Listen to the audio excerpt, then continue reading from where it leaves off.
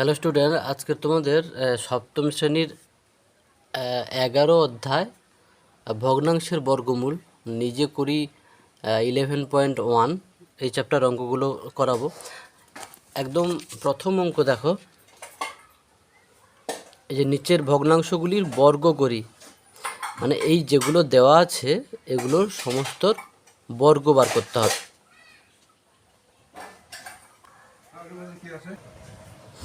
দেখো একদম একের প্রথমটা আমি তুলেছি, এর বর্গ করতে হবে। তাহলে আমি কি লিখতে পারি যে 4/5 বর্গ হবে 4/5 হোল স্কোয়ার, মানে বর্গ সমান 16/5। এবারে দ্বিতীয় অঙ্কটা হচ্ছে, দ্বিতীয় দাগেরটা করছি। দ্বিতীয় দাগের দেখো 6/7, তাহলে 6/7 বর্গ হবে কত? 6/7 হোল স্কোয়ার। তাহলে সরি, এটা হবে 25। তাহলে 6 স্কোয়ার, 6 বর্গ কত হবে? 6 6 36, আর 5 বর্গ হবে 5 5 25। তৃতীয় অঙ্কটা দেখো, বলছে 8/10, 8/10 এর বর্গ হবে, তাহলে কত হবে? 8/10 তার হোল স্কোয়ার। তাহলে 8 8 64, আর 10 10 100। ওকে, দেখো এখানে একটু মিস্টেক করে দিয়েছি, এখানে 7 ছিল, আমি এখানে ভুলে 5 লিখে দিয়েছি।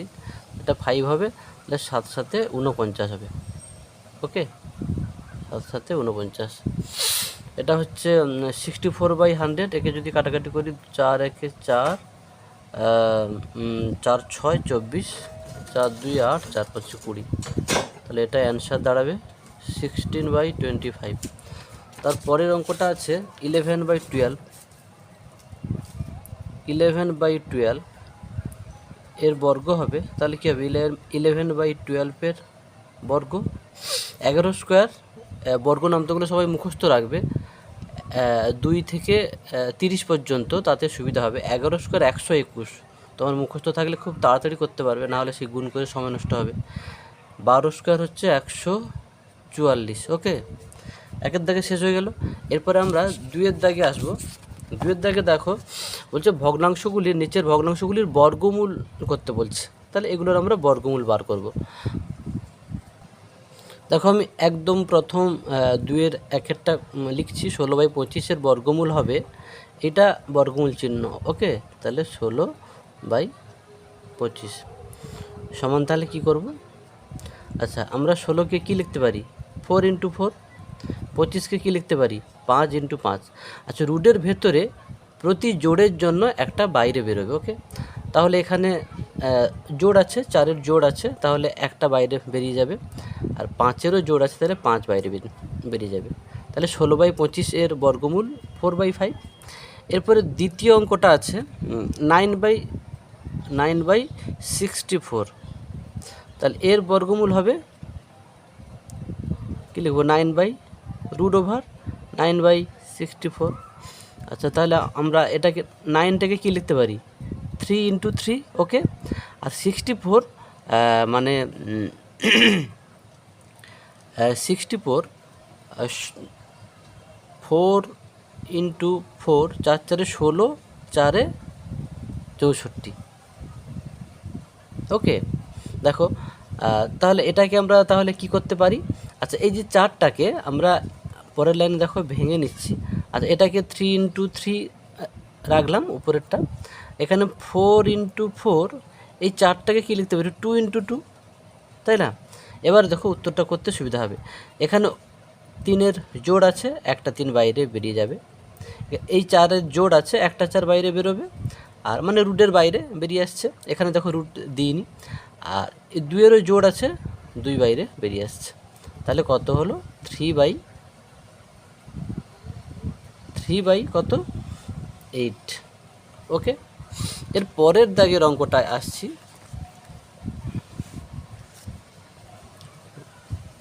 দেখো 3-এর দাগের অঙ্ক 36/121।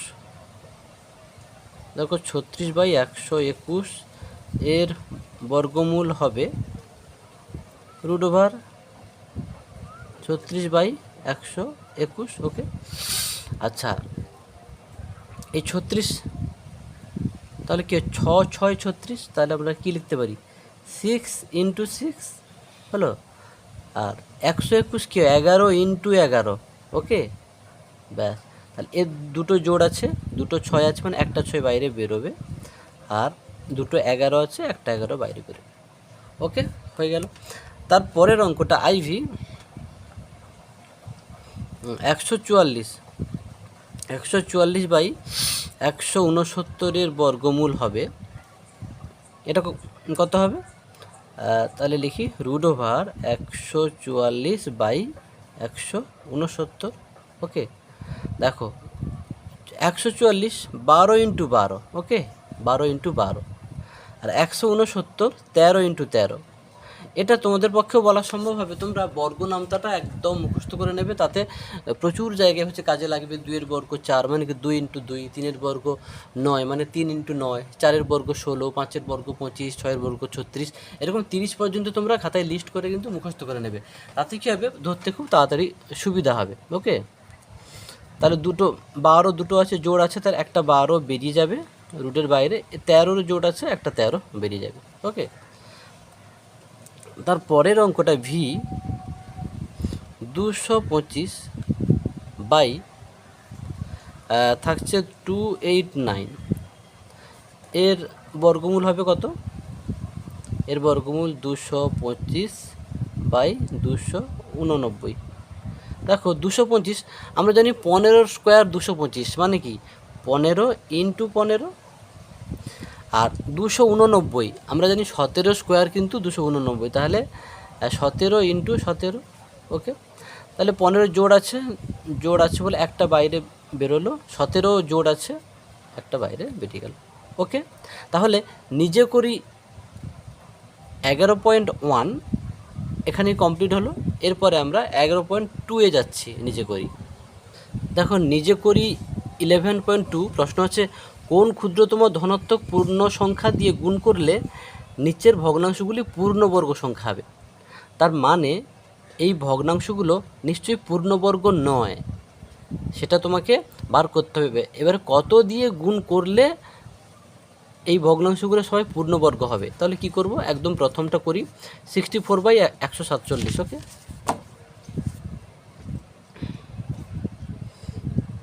64 বাই 147, তোমরা কি করবে এই 64কে আর 147কে উৎপাদকে ভেঙে নেবে। 4 × 4 24, 4 × 6 24 হলো, 4 × 4 = 16 হলো। আর 147কেও এভাবে উৎপাদ্যগুলো বার করে নাও। 3 × 4 = 12, 3 × 9 = 27, 7 × 7 = 49, ওকে। তাহলে এইটার যেটা দাঁড়াচ্ছে, এটাকে আমি কি লিখতে পারি? 64কে তাহলে কি লিখতে পারি 4 × 4 × 4, দেখো 4 4 4। আর 147কে কি লিখতে পারি 3 × 7 × 7। তাহলে এরা পূর্ণবর্গ কখন হবে? যে উৎপাদকগুলো প্রত্যেকে জোড় থাকবে। যদি তোমরা সাধারণভাবে বোঝো তাহলে এই দুটো 4, তাহলে এটাতে আরেকটা 4 লাগবে। এটাতে দেখো দুটো 7 আছে, এই 7-এর জোড় আছে, এই 3-এর জোড় নিয়ে তাহলে আরেকটা 3 লাগবে। তাহলে আমরা এরকম উৎপাদক বার করে নিলে বুঝে যাব যে একে পূর্ণবর্গ করতে হলে তাহলে 4/3 দিয়ে গুণ করতে হবে, ওকে। তাহলে আমরা কি করব না, একে কত দিয়ে গুণ করতে হবে?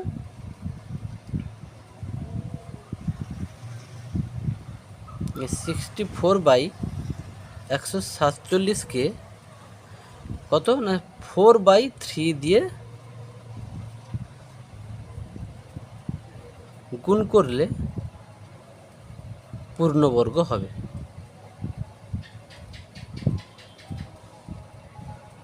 ওকে। তাহলে তোমাকে এরকম লব আর হরে যেগুলো আছে সেগুলোকে সেই সংখ্যাগুলোকে তোমাকে উৎপাদকে ভেঙে নিতে হবে, নিয়ে দেখবে প্রত্যেকের জোড় আছে কিনা, যার নেই সেইটা দিয়ে গুণ করতে হবে। আচ্ছা, এই অঙ্কটাতে অ্যাকচুয়ালি এইটাকে 4/3 দিয়ে গুণ করলেও পূর্ণবর্গ হবে। ওকে, কিন্তু প্রশ্নটা ছিল, তোমরা একটু খেয়াল করবে, প্রশ্নটা ছিল কোথায় গেল এইটা, যে কোন ক্ষুদ্রতম ধনাত্মক পূর্ণ সংখ্যা দিয়ে গুণ করে। ওকে, যার জন্য কী হবে, এই অঙ্কটাকে আমি যদি কোন এইটাকে কোন ভগ্নাংশ দিয়ে গুণ করলে পূর্ণবর্গ হবে তাহলে এটা করবে। ওকে, না হলে আমি এটাকেই আবার করে দিচ্ছি। দেখো 64/147, তাহলে দেখো তুমি 64, তো 64 একদম ছোট ছোট দিয়ে করো, 2 3 6, 2 2 4, 2 16 32, 2 8 16, 2 4 8, 2 2 4। ওকে, আর 147 ঠিক আছে, 3 4 12, 3 9 27, 7 7 49।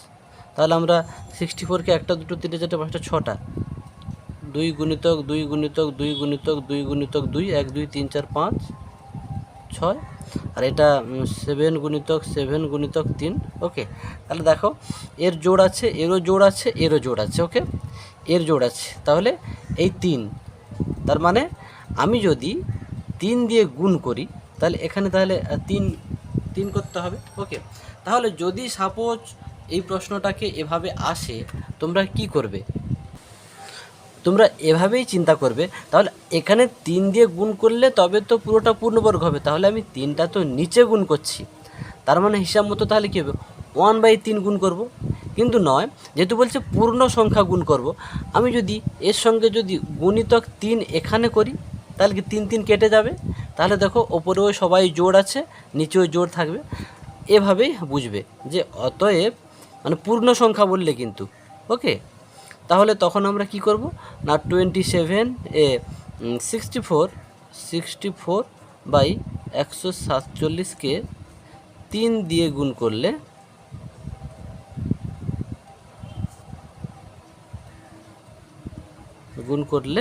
পূর্ণবর্গ হবে। ওকে, আমরা দেখো 2 দাগের অঙ্কটা ঠিক একইভাবে তুলেছি। আচ্ছা, আমরা 25কে কী লিখতে পারি, 5 গুণিতক 5, মানে ওপরেরটা পূর্ণবর্গ কিন্তু আছেই, নিচেরটাতে 162, তুমি 162 উৎপাদকগুলো বার করে নাও। 2 8 16, 2 1 2,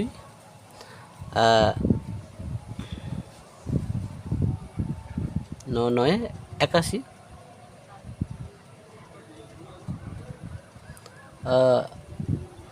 এটাকে তুমি 3 দিয়ে করো, তোমার সুবিধা হবে বুঝতে। 3 3 9, সরি 3 2 6, 3 7 21। ওকে, আবার 3 9 27, 3 3 9, ছোটো উৎপাদকগুলো করলে সুবিধা হয়। তাহলে 1 2 3 4, 4টে 3, 3 গুণিতক 3 গুণিতক 3 গুণিতক 3 গুণিতক 2, তাহলে পূর্ণ সংখ্যা কী দিয়ে, যদি আমি 2 দিয়ে গুণ করি তাহলে এই 2 ওই 2 হচ্ছে কেটে যাবে, তাহলে সবার জোড় থাকলো, এরও জোড় থাকলো, এরও জোড় থাকলো, এর জোড় থাকলো, তাহলে অতএব 25/162কে ক্ষুদ্রতম ধনাত্মক পূর্ণ সংখ্যা 2 দিয়ে গুণ করলে ভগ্নাংশটি পূর্ণবর্গ হবে। এটা লিখে দিলাম, দেখো লিখে দিয়েছি। ওকে, তাহলে তোমরা প্রত্যেকটা অঙ্ক এভাবেই করে যাবে। আমি এর পরের অঙ্কটা 2 দাগে, ওকে 2 দাগে 2 একটা দেখিয়ে দিই, তাহলে তোমরা একা একা করতে পারবে। 2 দাগে কী বলেছে দেখে নাও, কোন ক্ষুদ্রতম ধনাত্মক পূর্ণ সংখ্যাতে ভাগ করলে। ওকে, এটাও সেই ক্ষুদ্রতম ধনাত্মক পূর্ণ সংখ্যা দিয়ে ভাগ করতে বলছে, আগেরটা গুণ এটা ভাগ, তো সেই সংখ্যাটা বার করতে হবে। তাহলে একদম প্রথম অঙ্কটা ছিল 450/625। আমি 450কে ভেঙে নিচ্ছি, দেখো 2 2 4, 2 2 4 1 10, 2 5 10। ওকে, তাহলে 5 4 20, 5 5 25, 5 9 45, 3 3 9। ওকে, নিচে 625 আছে। ওকে, 625 তোমরা তো জানোই, তবু আমি করছি, দেখো 5 1 5, 5 2 10, 5 5 25, 5 2 10, 5 5 25, 5 5 25। তাহলে 450-এর উৎপাদ্যগুলো এগুলো 2 × 5 × 5 × 3 × 3, আর 625-এর 5 × 5 × 5 × 5। তাহলে এবারে ভেবে দেখো, এবারে দেখো এই দুটো 5 আছে, দুটো 3 আছে, এখানেও দুটো 5 আছে, দুটো 5 আছে, এখানে শুধু 2 আছে। তাহলে আমি যদি 2 দিয়ে ভাগ করি, ওকে, তাহলে কিন্তু কেটে যাবে, তাহলেই মোটামুটি পূর্ণবর্গ কিন্তু নিশ্চিত হবে। তাহলে আমরা এইটা দেখেই তাহলে বুঝতে পারি যে অতএব 2 দিয়ে ভাগ করে মানে 450/625 কে 2 দিয়ে ভাগ করলে পূর্ণবর্গ সংখ্যা হবে। 2 দিয়ে ভাগ করলে 2 দিয়ে ভাগ করলে ভগ্নাংশটি ভাগ করলে এটি মানে এই ভগ্নাংশটি পূর্ণবর্গ হবে। ওকে, এবার আর একটা তোমাদের দেখিয়ে দিচ্ছি, তোমরা বাকিগুলো মোটামুটি যে যার নিজেরা করে নেবে, তার কারণ সবগুলো কিন্তু একই পদ্ধতি। দ্বিতীয়টা আছে দেখো 320/121, তোমরা সেই একইভাবে সাইটে 320-র এই উৎপাদকগুলো বার করে নাও। 2 একে 2, 2 6 12 0, 2 8 16 0, 2 4 8 0, 2 2 4 0, 2 1 2 0, 2 5 10। ওকে, 121 তো তোমরা জানো, 11 যাবে শুধু, 11 একে 11, এখানে 1 থাকলো 11, 11 একে 11। তাহলে তোমরা দেখো 320 উৎপাদ্যগুলি 1 2 3 4 5 6, 6টা 2, 1 2 3 4 5 6 × 5, 121 11 × 11। তাহলে দেখো প্রত্যেককে দেখো জোড়, এই জোড়, এই জোড়, এই জোড়, এই জোড় 5। তাহলে আমি যদি 5 নিচে যদি 5 দিই, ভাবো তাহলে কি, তাহলে 5 দিয়ে যদি ভাগ করি তাহলে এটা পূর্ণবর্গ হবে। তাহলে লিখে নাও যে 5 ক্ষুদ্রতম ধনাত্মক, তোমরা প্রশ্ন দেখেই যে যার মতো করে অতএব লিখতে পারো যে 320/121 ভগ্নাংশটিকে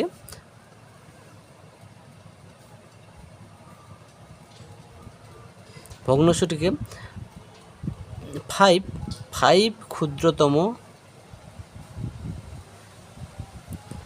ধনাত্মক পূর্ণ সংখ্যা দিয়ে ভাগ করলে, ধনাত্মক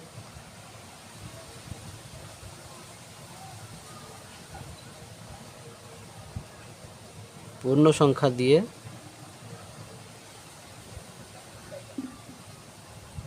ভাগ করলে ভগ্নাংশটি পূর্ণবর্গ ভগ্নাংশ হবে।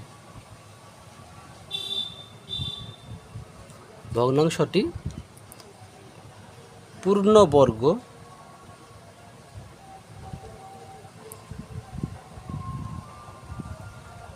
ভগ্নাংশ হবে।